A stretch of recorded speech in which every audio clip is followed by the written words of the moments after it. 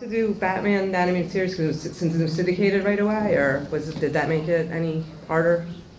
You know what was interesting about the early days was that you don't, when you think about it now, you have to put yourself in our position back then.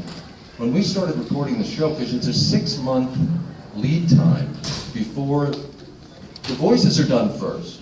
You do it like a radio play. Then those recordings are sent to artists, and they paint the show.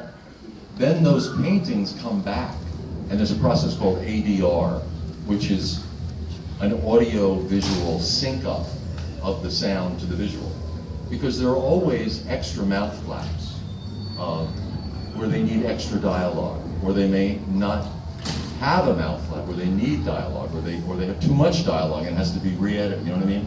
It's because you're syncing dialogue to an inanimate, created piece of art. So it was during ADR, 6 months into the recordings, that Mark and I were together in an ADR studio at Warner Brothers.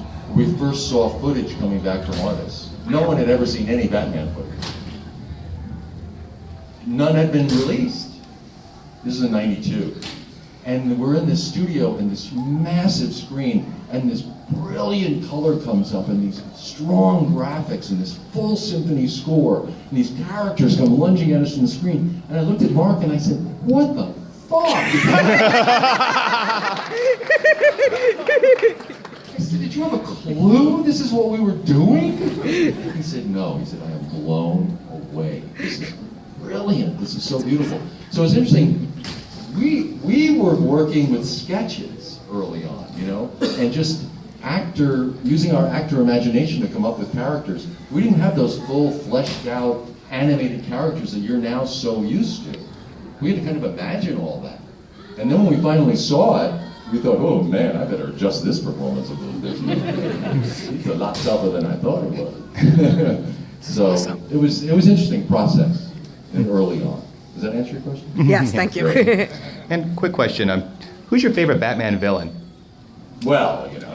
Is it the obvious, or is it? It's the obvious. Oh. Okay. Mark is amazing. He's just such a wonderful actor. Arlene Sorkin's got a close second, though. So Yeah, great. character-wise, I mean. And the character's so great, the Joker character. And the Harley Quinn relationship. She's so crazy and scary, you know? So I love her and I love Joker together. No, everyone. Okay. Okay.